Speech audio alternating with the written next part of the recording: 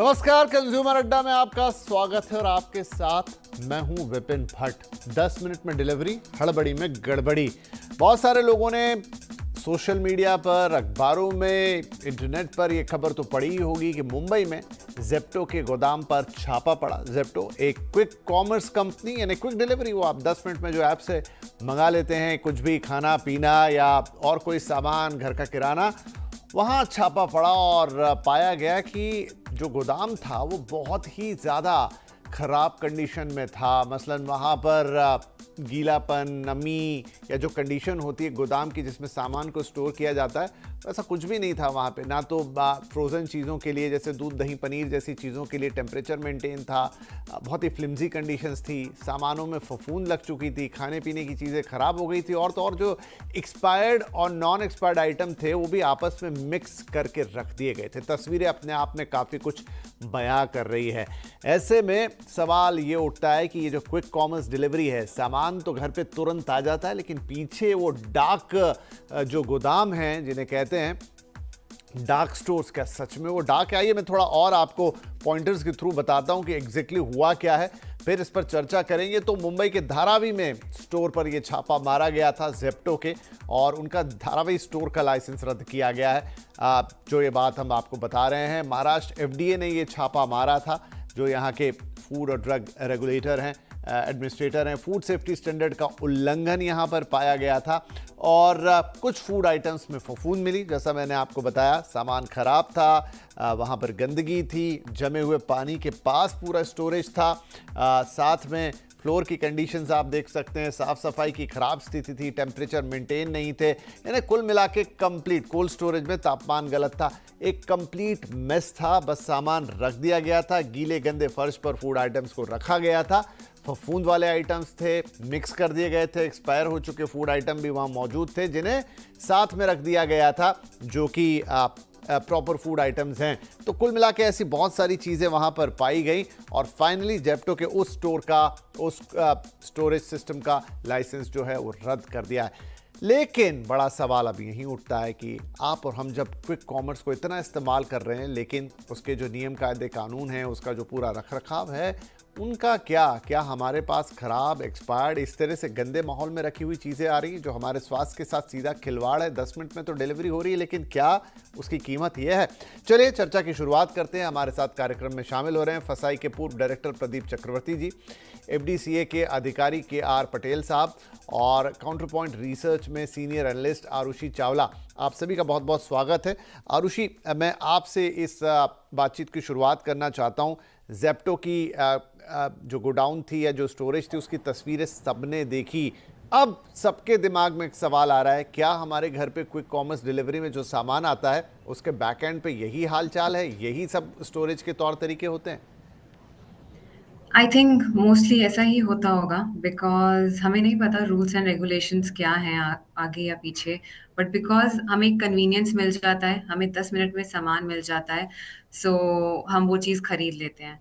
ये सब देखने के बाद भी आई थिंक बहुत लोगों को झटका लगा होगा, कुछ टाइम बुरा लगेगा, बॉदर होएँगे एंड शायद पास की दुकान से जाके सामान ले लेंगे, लेकिन कुछ दिनों बाद फिर से भूल जाएँगे एंड वापस इन्हीं जगह से ऑर्डर करेंगे। कुछ दिन शायद ज़ेप्टो से नहीं करेंगे तो ब्लिंकिट से कर देंगे, इंस्टामार्ट से कर देंगे, बट अल्टीमेटली वो अपनी कन्वीनियंस, सुविधा के लिए वापस ऑर्डर करेंगे बिकॉज़ हर कोई बिज़ी है और वो ऑर्डर करेंगे। इसीलिए इन कंपनीज़ को, इन ब्रांड्स को सरकार को आई वुड से कुछ चीज़ों का ध्यान रखना होगा।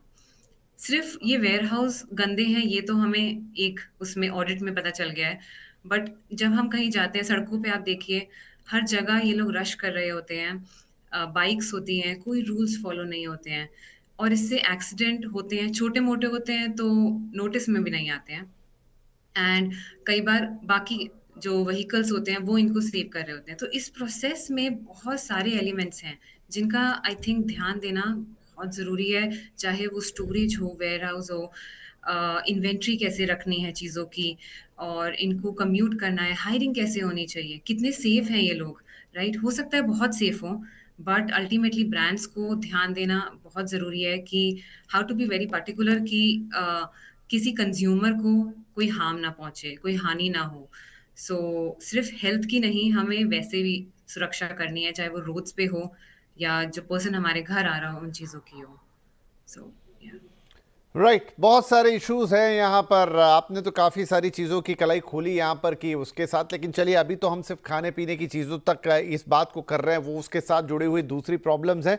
प्रदीप साहब, फसाई हालांकि एक अलग तरीके से वो खान पान की चीज़ों तक एफडीए सब मिलके इन सब चीज़ों का ध्यान रखते हैं, लेकिन ये जो तस्वीरें सामने आई हैं ये हमारे पूरे सिस्टम पे भी सवाल उठा रही है कि रूल्स एंड रेगुलेशन हमारे क्या हैं, और जो हैं तो क्या उनका सिरे से इस तरह से मजाक उड़ेगा, ना कोई पालन है ना कोई डर है, कुछ भी नहीं।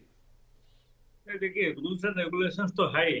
और ये जो ई कॉमर्स जो है ना, ये actually it is hardly 10 years old. But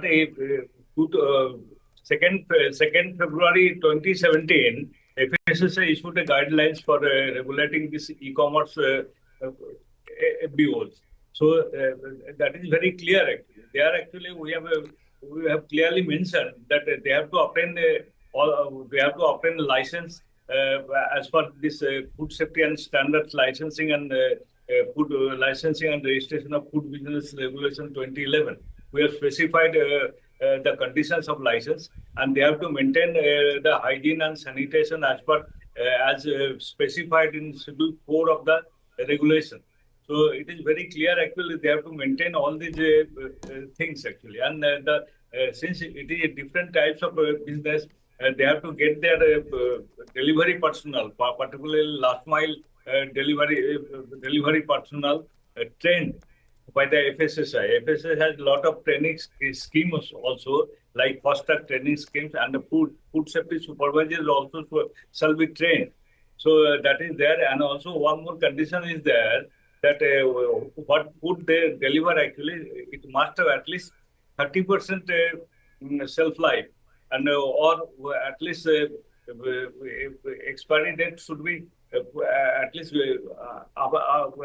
before 45 of the expiry date it should be delivered.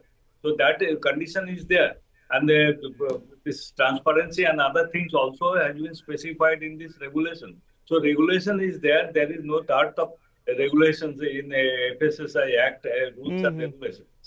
Okay. जी, लेकिन वही है कि पालन कौन करेगा और पालन कैसे करवाया जाएगा। अब जो महाराष्ट्र में हुआ आरुषि, वो ये कि वहाँ पर आपने देखा कि फूड मिनिस्टर ने ही उसमें इन्वॉल्व हुए, ऑर्डर दिए, और भी कंपनियों के नाम वहाँ पर आते हैं, लेकिन एक्चुअल में ये कार्रवाई हुई।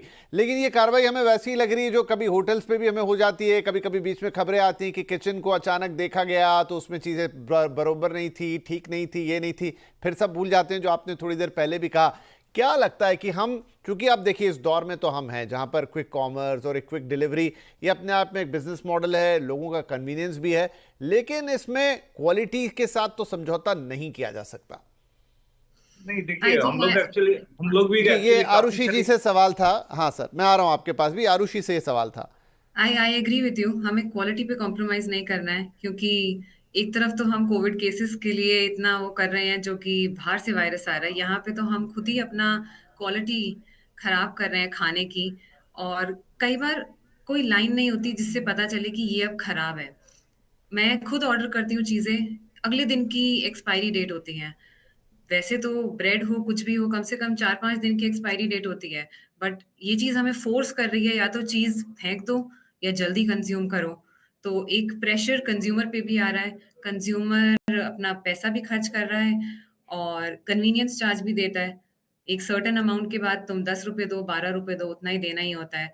कन्वीनिएंटली चीज़ें ऑर्डर हो रही हैं, बट हमारी क्वालिटी कॉम्प्रोमाइज़ हो रही है। कुछ चीज़ें तो रेगुलेट करनी ही पड़ेंगी कि जब आपका कंज्यूमर खर्च कर रहा है, कितना कुछ जीएसटी में जाता है, सरकार की तरफ जाता है, तो उसमें क्या रूल्स एंड रेगुलेशंस लग रहे हैं ताकि हम ब्लाइंडली चीज़ें खरीद पाएँ। ज़ेप्टो पे डिपेंड करें या ब्लिंकिट पे, ये चीज़ उनको हमें कन्विंस करनी होगी कि हमारी क्वालिटी अच्छी है। सो एक केस आएगा, 2 केस आएगा, but I feel it's not about कि इतने केसेस आ गए, इतनी जगह ऑडिट हो गया है। पीछे बैकएंड पे एक प्रोसेस सेट होना बहुत ज़रूरी है। लूप होल्स नहीं होने चाहिए, नहीं तो हमारे लिए इश्यूज़ हैं लॉन्ग टर्म में। जी, जी। तो प्रदीप जी, आप भी कुछ इसमें ऐड कर रहे थे और मैं यही समझना चाहूँगा कि ऐसे में अब रेगुलेटर की भूमिका देखिए, उन्होंने दिखाई तो है कि छापा मारा और करा, एक हमें चिक्की वाला भी मामला याद आता है, जब एक बहुत ही फेमस ब्रांड की चिक्की पर छापा पड़ा था कुछ समय, 2-3 साल पुरानी बात हो गई, वो बात उठी, फिर पता नहीं क्या हो गई, आज भी ढेरों चिक्कियां बनती है, कहीं कहाँ कैसे क्या आ रही। तो मैं जस्ट ये समझना चाह रहा हूँ कि सिस्टम कभी कभी जागता है, फिर वो चीज़ें बंद हो जाती है। लेकिन जितने बड़े पैमाने पर हमारे यहाँ ये सब कुछ चल रहा है, जितने बड़े पैमाने पर चीज़ें हैं, कंट्रोल करने के लिए क्या FSSAI, FDA तमाम संस्थाएं उसे हैंडल करने के लिए एबल हैं कि वो इतना सारा व्यापक ध्यान एक साथ रख पाएंगी सब जगह? देखिए, FSSAI is central authority and FDA is state food safety authority. But Maharashtra State Food Safety Authority is well equipped, and their infrastructure is very good actually. So in every subdivision actually there are a number of food safety officers, and it is their routine job to collect sample and send it to the laboratory for testing purpose.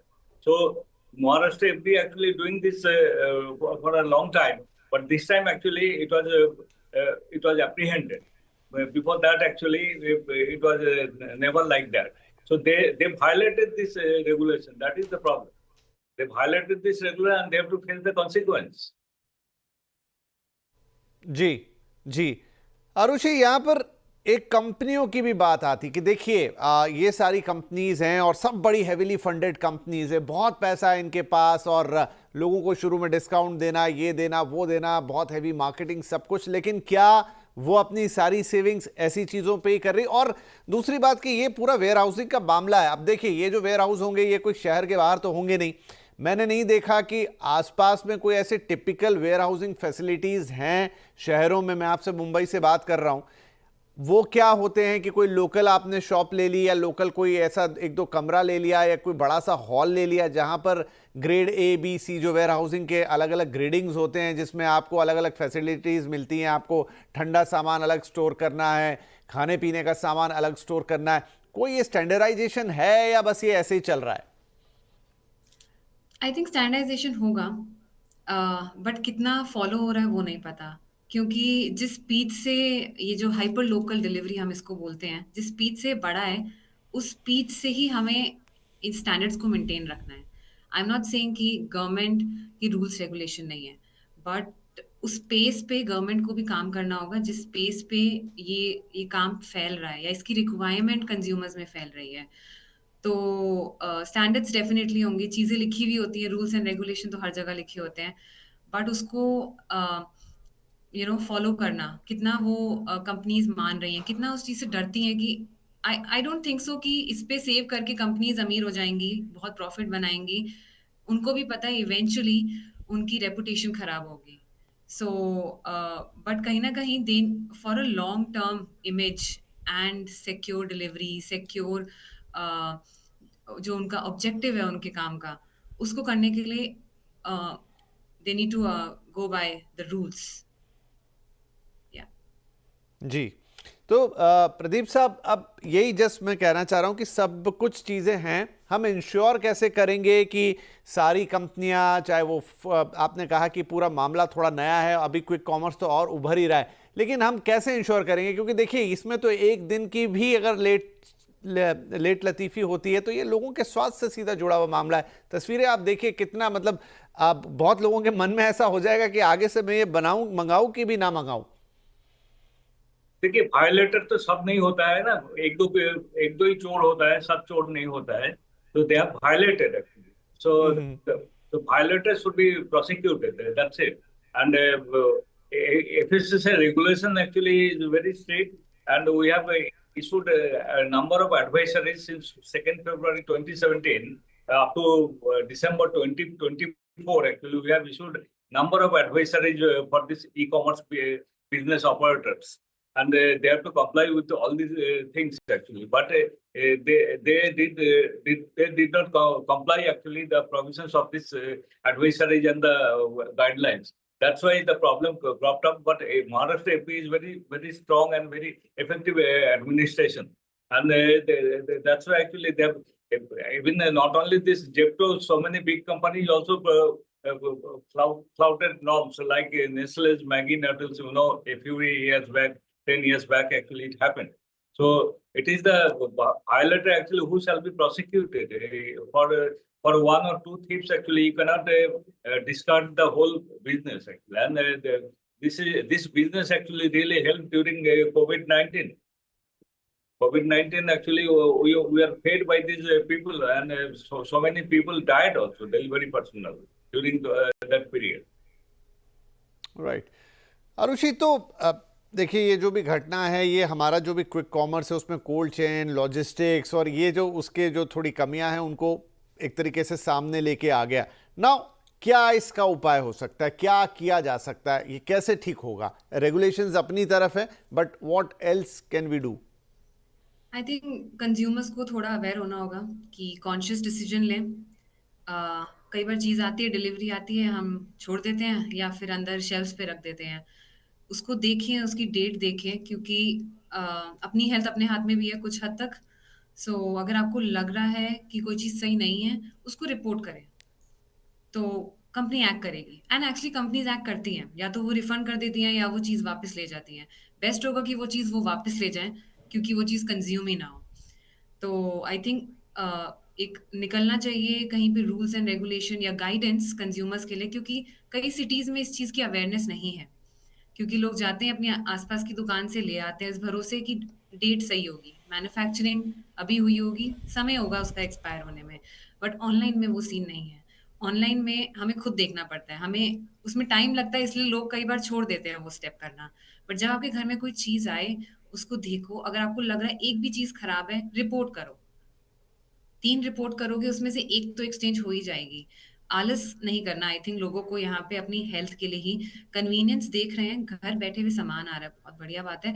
But क्या आ रहा है वो तो हमें खुद देखना है। हम अपनी शेल्फ में क्या रख रहे हैं, अपने किचन में क्या इस्तेमाल कर रहे हैं, उस चीज़ का हमें ध्यान देना है। सो ये कुछ चीज़ें हैं जो शायद हम अपने एंड पे शुरू कर सकते हैं। चलिए, ये तो एक चीज़ है जो हम अपने एंड पे कर सकते हैं। डेफिनेटली ये सारी चीज़ें आपको तो फॉलो करनी ही चाहिए, चाहे क्विक डिलीवरी से सामान आए या किसी नॉर्मल डिलीवरी से आए, आप खुद खरीद के लाएं, ये तो आपको हमेशा ही चेक करना चाहिए। प्रदीप साहब, तो ये जो पूरा मॉडल है क्विक कॉमर्स का, ये 10 मिनट में डिलीवरी, और इसमें काफ़ी चीज़ें हैं, जैसे शुरू में भी आरुषि ने भी उस पर ध्यान दिलाया, चाहे वो उसका स्टोरेज हो, ये तो एक चीज़ सामने आ गई, चाहे उसका डिलीवरी पैटर्न हो, या वो हम जो सड़क पर एकदम जल्दबाजी में जो डिलीवरी एजेंट्स को भागते हुए देखते हैं, तेज़ गाड़ी, रैश ड्राइविंग और ये तमाम चीज़ें। तो क्या ये जो सब कुछ 10 मिनट के अंदर करने वाला है, कन्वीनियंस तो ला दिया, लेकिन ये पूरा मॉडल और उसकी सस्टेनेबिलिटी, उस पर थोड़ा सा सवाल लगता है कि ये मॉडल अपने आप में कितना सही है। आपने अडॉप्ट तो कर लिया है, but is it sustainable in all? जब आप सारी चीज़ों की बात कर रहे हैं कि सुरक्षा भी हो, खाद्य की प्रॉपर हाइजीन भी हो, जो सड़क का व्यवहार हो, रोड सेफ्टी भी हो, सब कुछ हो, उसके बीच आपको लगता है कि 10 मिनट वाला फंडा सेफ है? आप 10 मिनट की जगह आधे घंटे में भेज दीजिए, ऐसी भी किसी को दिक्कत नहीं होगी। देखिए, ई कॉमर्स बोलिए या नॉन ई कॉमर्स बोलिए, कोई भी बिजनेस मॉडल में actually they have to obtain licence from the FSSAI, और before granting licence actually the units must be inspected by the concern food safety officer. So only after they are satisfied they issue the license. So that thing is there. Number two, actually this once the unit is inspected, then also they should be given the instructions what to do and what not to do. And particularly the supervisor and the last mile delivery personnel, they should be trained by the FSSAI. We have number of training schemes like Fast Track and other things, and they should be trained to be acquainted with this Food Safety Act rules and regulations. And food safety officers are the backbone in this act.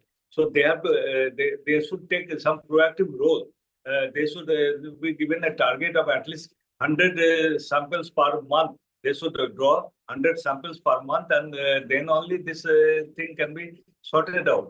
Food safety officers के ऊपर बड़ी जिम्मेदारी होगी, और in fact KR Patel साहब जो कि FDCA के डेजिग्नेटेड सेफ्टी ऑफिसर हैं, जुड़ गए हमारे साथ। एक छोटा ब्रेक ले लेता हूं क्विकली, लेकिन आके हम उन्हीं से समझेंगे कि वो ऑन ग्राउंड इस चीज़ को हैंडल कर रहे हैं।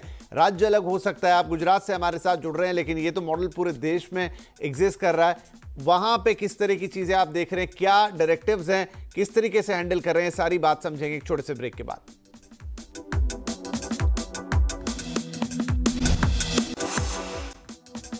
Welcome back. 10 मिनट में डिलीवरी हड़बड़ी में गड़बड़ी जेप्टो का मामला है जिससे आप अच्छी तरह से अवगत हैं और कंपनी का स्टेटमेंट भी है। उन्होंने कहा है कि वो इस पूरे चीज़ को सुधारने की कोशिश करेंगे जल्द से जल्द। वो भी लगातार स्क्रीन पर चल रहा है। हमने उन्हें आमंत्रित भी किया था कि शो में आइए, लेकिन वो शामिल नहीं हो सके। लेकिन हाँ, कंपनी का जो ऑफिशियल स्टेटमेंट है वो रखा है हमने यहाँ पर। अब हमारे साथ कार्यक्रम में जुड़ गए हैं KR पटेल साहब, जो कि डेजिग्नेटेड ऑफिसर हैं गुजरात FDCA के।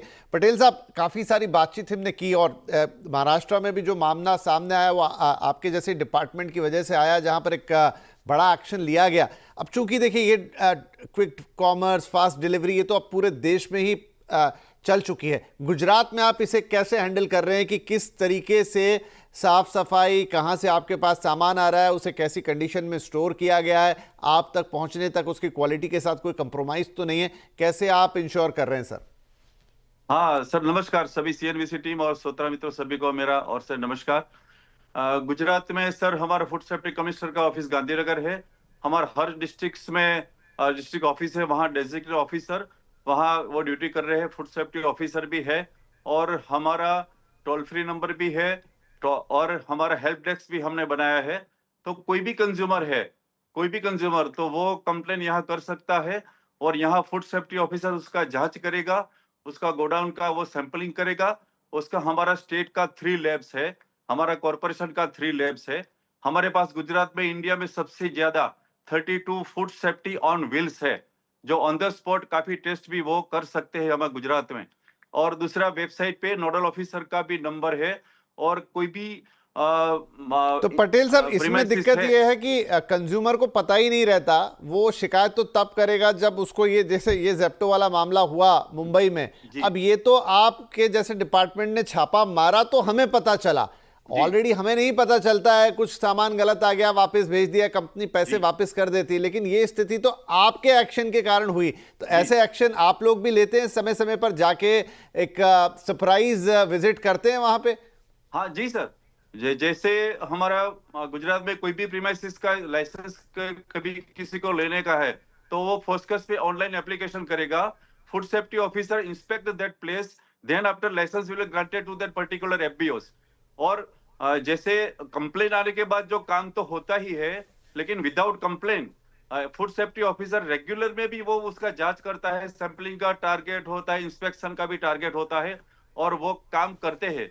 और मेरा कंज्यूमर से भी मेरा निवेदन है कि कंज्यूमर को भी कोई भी चीज का लेने से पहले उसको जरा देखना चाहिए। उसका एक्सपायरी डेट होता है, पैकिंग डेट होता है, उसका एड्रेस होता है, न्यूट्रिशन इंफॉर्मेशन होता है, सब कुछ वो जांच वो थोड़ा खुद भी जरा। पटेल साहब, मेरा आखिरी सवाल कि अब ये घटना तो देखिए महाराष्ट्र की है, लेकिन क्या इस घटना के चलते आप गुजरात में जो ऐसे तमाम क्विक डिलीवरी स्टोर्स हैं या उनके जो डाक गोडाउन्स हैं, उनको क्या आप इंस्पेक्ट करने का कुछ प्रोग्राम बना रहे हैं, कुछ सोच रहे हैं वहां पे कि वहां भी एक बार देख लिया जाए कि सब कुछ ठीक है कि नहीं?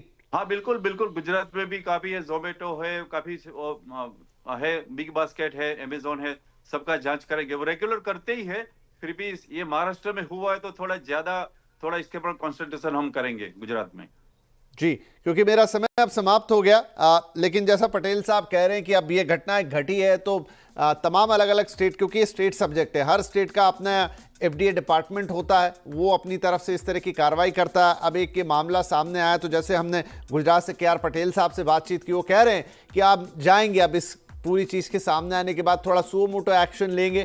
कंज्यूमर को भी अगर अपनी तरफ से कुछ लगता है तो वो शिकायत करें, उस पर भी एक्शन होता हुआ नजर आएगा। प्रदीप जी ने बताया है हमें कि है बहुत सारे रूल्स एंड रेगुलेशन, लेकिन अब शायद FDA FSI मिलके ही ये दोनों बॉडी अगर कितना समन्वय है आपस में वो अभी कहना मुश्किल मुझे, लेकिन और इतना वक्त भी नहीं, लेकिन हाँ दोनों को साथ में मिलके काम करेगा। और जो आरुषि ने कहा कि एट लास्ट आप जो कंज्यूमर हैं, अगर आपको लगता है कि सामान तो ठीक है, गलत आप वापस दे देंगे, कंपनी आपको पैसे दे देगी, लेकिन उसे रिपोर्ट भी कीजिए। हो सकता है वो किसी ऐसे ही गोडाउन से आ रहा हो, किसी ऐसी डार्क स्टोर से आ रहा हो जो हमने मुंबई में होते हुए देखा। तो यहां पर जागो ग्राहक जागो भी बनता है और साथ में हम उम्मीद करेंगे कि आगे ऐसी घटनाएं ना घटे, कंपनी भी अपना दायित्व समझे और जो हमारे रेगुलेटर्स हैं वो और ज़्यादा ऐसी चीज़ों से सख्ती से निपटते हुए नजर आए। बहुत बहुत शुक्रिया आप सभी मेहमानों का इस कार्यक्रम में जुड़ने के लिए। नमस्कार।